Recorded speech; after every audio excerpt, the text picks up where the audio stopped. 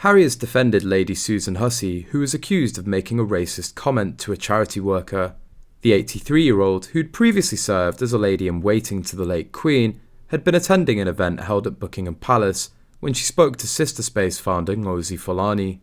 Lady Susan asked which part of Africa Miss Fulani was from, even though Miss Fulani had already explained that she'd been born in the UK and worked in London, declaring that she felt interrogated at the reception.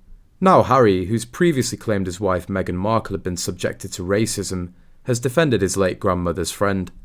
Speaking in an interview with ITV's Tom Bradby, he reflected on the silence he and Meghan have received after the couple claimed there were comments made by a member of the royal family. He told Tom, "I'm very happy for Ngozi Fulani to be invited into the palace to sit down with Lady Susan, and to reconcile because Meghan and I love Susan Hussey.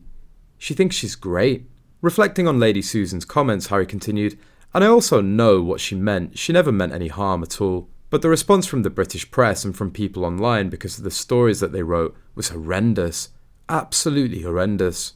What's going on with Harry and Meghan's inconsistent narrative? Because their plan backfired.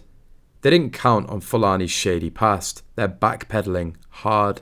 Lady Susan Hussey is the one who said their marriage would end in tears, so I find it very difficult to believe that Meghan, who's a champion grudge holder, thinks that she's great. Lady Susan Hussey is no racist. For a woman who's selflessly served the British royal family for 60 years, she's shown grace and dignity.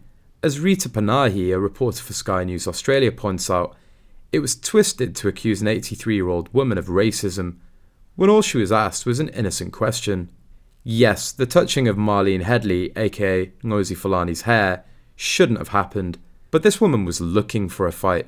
Rumour has it she wanted to bust Queen Camilla, but had to go with Plan B, any member of the household. There's also speculation that Fulani was recording, hence the transcript.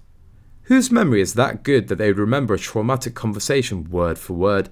It's even been theorised that Dr. Shola wrote it. Nothing has been verified. Ngozi Fulani, aka Marlene Headley, temporarily closed down a charity Sista Space due to feeling unsafe. This comes after a slew of television interviews unveiled that she's a member of the Sussex squad, with links to Misan Harriman, a longtime friend of Harry and Meghan.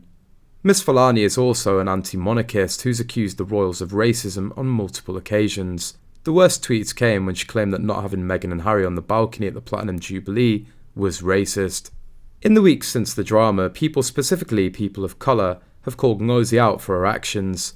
A woman named Elizabeth wrote on Twitter, "I'll never forget for my whole life how Ngozi treated me, how she made me feel. It's worse than any other professional or charity worker. I was shocked. I needed help, she left me worse off. I was attacked. Went into a refuge with her not helping me because I have privilege."